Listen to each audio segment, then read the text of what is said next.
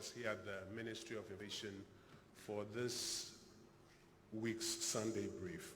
Today we have a brief on one subject and one subject only, on COVID-19. First, to introduce to you a number of officials who are with us to support us with today's brief, and then I would invite them to do various parts of the brief. The Honorable Henry Quartey, Deputy Minister of State in charge of National Security, is with us. Dr. Mrs. Martha Jansalutrot is the Acting Chief Director at the Ministry of Health. Dr. Da Costa Boaje is Director of Health Promotion at the Ghana Health Service. Dr. Anthony Insiasari is a Presidential Advisor on Health at the Office of the President. Dr. Bedu Akodie, who is here with me and will be doing the first part of the brief, is a Director of Public Health at the Ghana Health Service. Dr. Sally Ann Hine is with the World Health Organization. Dr. Nima Kimambo is the WHO representative in Ghana. Dr. Siedu Bequin is head of DSD at the Ghana Health Service. Dr. Patrick Abuaji is the Director General of the Ghana Health Service. The Honorable Ban is the Deputy Minister responsible for health. I would acknowledge some other persons from surveillance and other issues as we go along. The Honorable Deputy Minister for Information, Honorable Pius Sam Hajide, is also here with us this afternoon. This afternoon's brief is in 4 parts. First, Dr. Bedu Akodie will give us a brief on the index cases that were announced on Thursday night and the contact tracing that were announced to be commencing at that time. He would also give us an update on whether or not there are any new cases here in Ghana.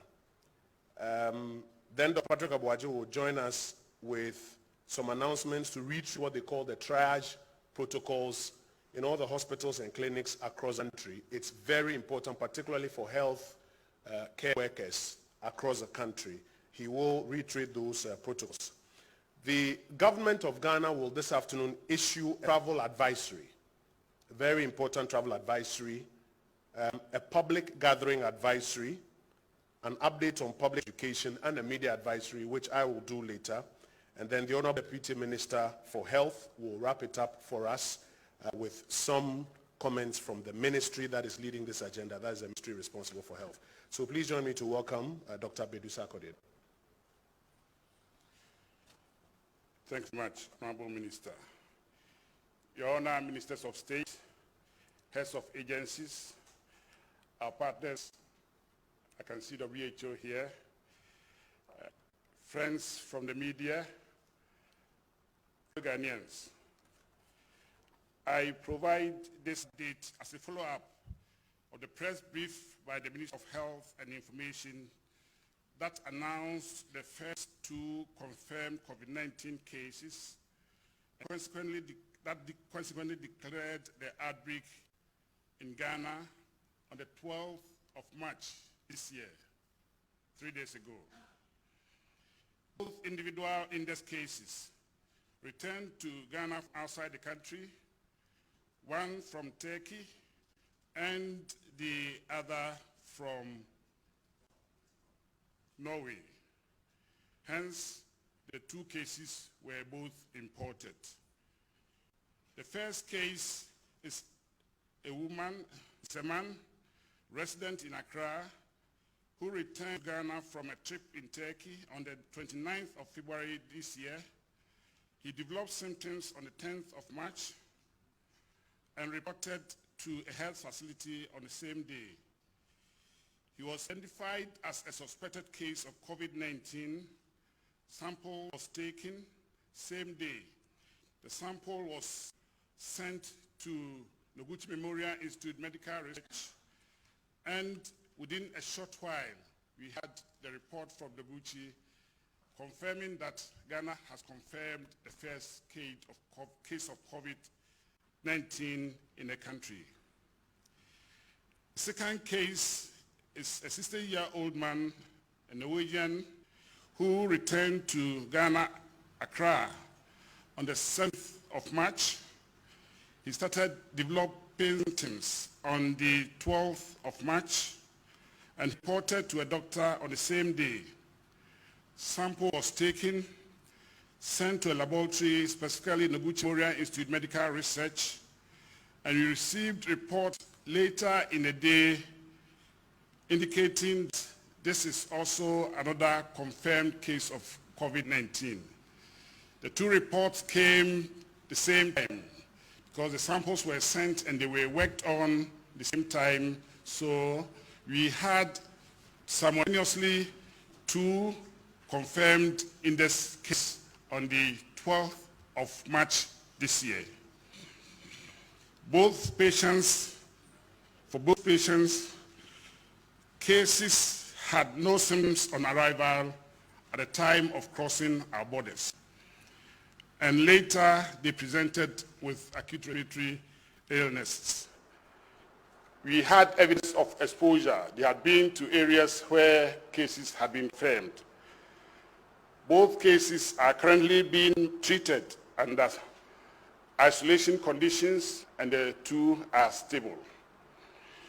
Contact tracing has started. I'll give details later, and it's ongoing.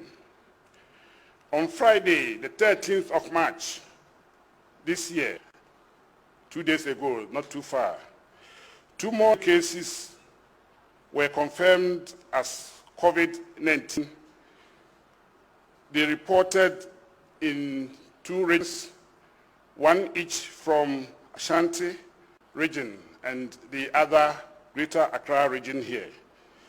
The first is a 56-year-old man, a Ghanaian, who returned from a trip in the United Kingdom on the 4th of March. He stayed in UK for 10 days and came back.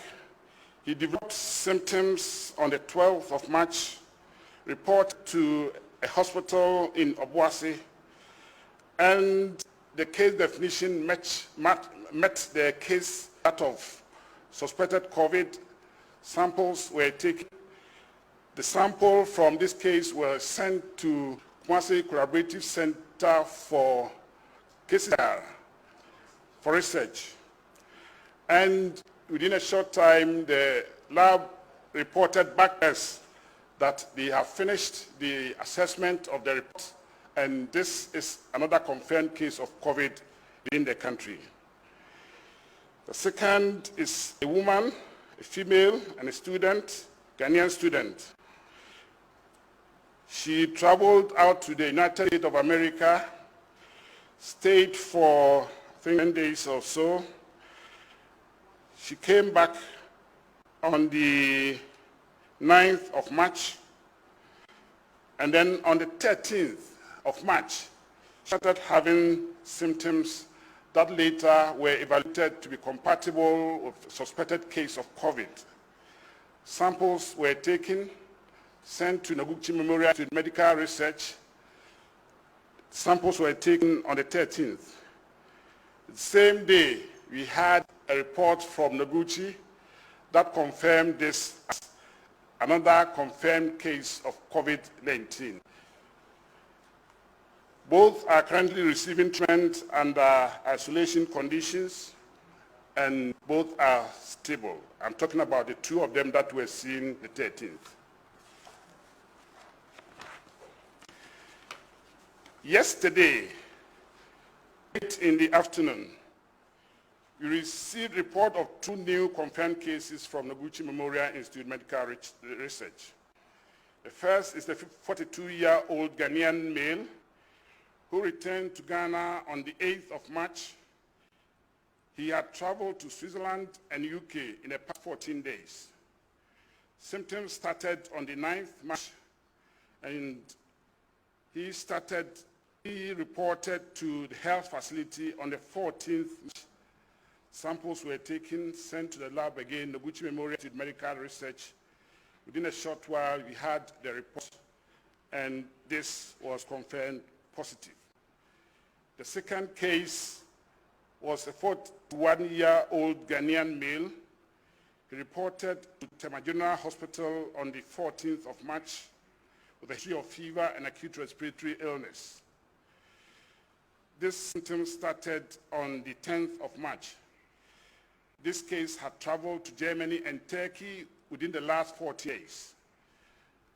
Samples were taken, sent to the lab, again, the Gucci Memorial Institute Medical Research, and the report came back as positive COVID-2019. Both cases had no symptoms on arrival, but presented with symptoms of fever and acute respiratory illnesses, and they were not having signs and symptoms time they were crossing our borders. Both are currently under treatment in stable conditions. Contact tracing has started. This brings to a total of 6 confirmed COVID-19 cases in Ghana, with no death, and this is the situation as at close of 14th March 2019. That was yesterday. All the cases as well. All the 6 cases were imported into the country.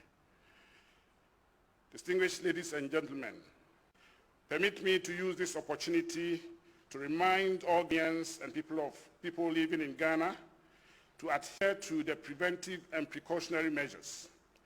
Key among those are as follows. Wash your hands regularly and thoroughly with soap and under running water, and use alcohol rubs, sanitizers frequently. Avoid shaking hands. Cover mouth and nose with tissue when coughing or sneezing. Dispose of the tissue immediately into trash bin. Keep a distance of at least 2 meters away from a person with fever, cough, sneezing, and difficulty in breathing. It is advisable to be physically active. Everybody is advised to drink plenty of water. You have to eat healthy food, avoid stress, have enough rest, have enough sleep. Restrict travels to essential travels only, as directed by the Excellency, the President. Stay home if you feel unwell and symptoms of fever, and having symptoms of fever, cough, and difficulty in breathing, and call the following number immediately for help: 0509 497 700, 0558 439 868.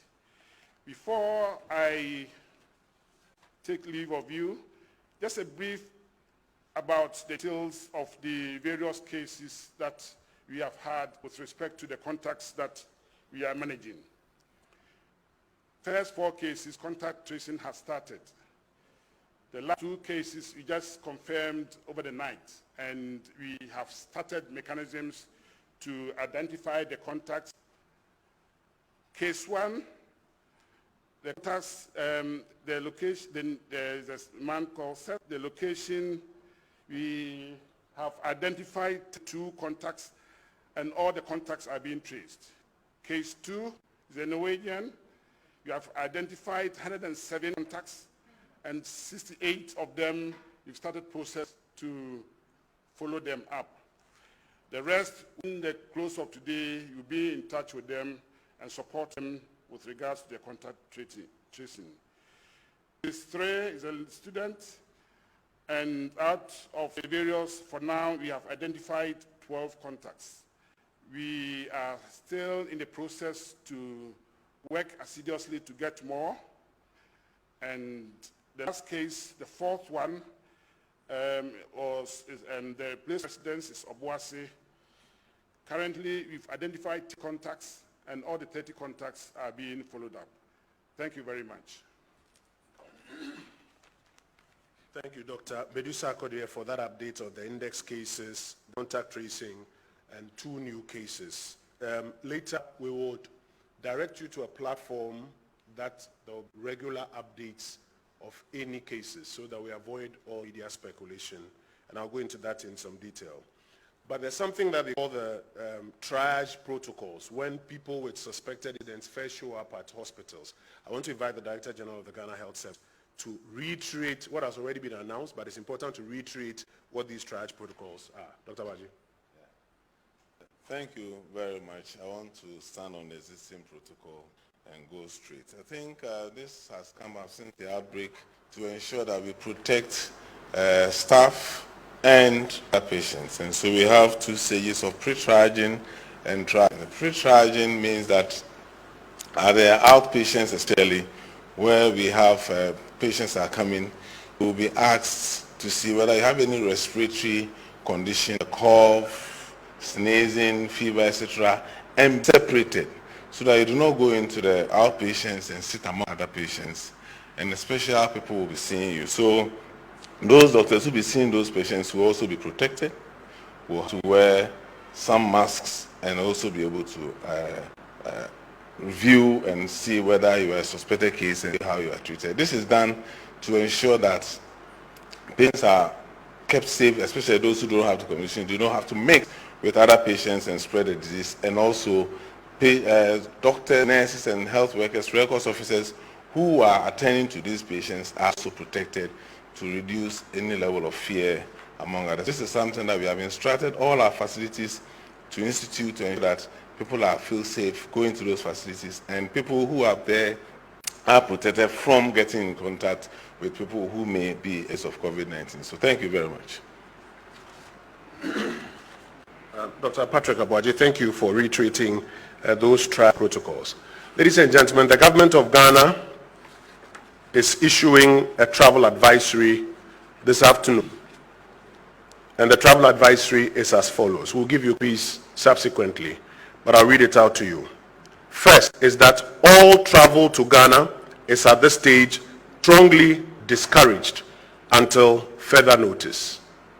Second, any traveler, except for Ghanaian citizens and persons with Ghana residence permits, who, within the last 14 days, has been to a country that has recorded at least 200 cases of COVID-19, will not be permitted into the Ghanaian jurisdiction. Airlines are instructed not to allow such persons to embark. Border posts are instructed not to allow such persons into the jurisdiction.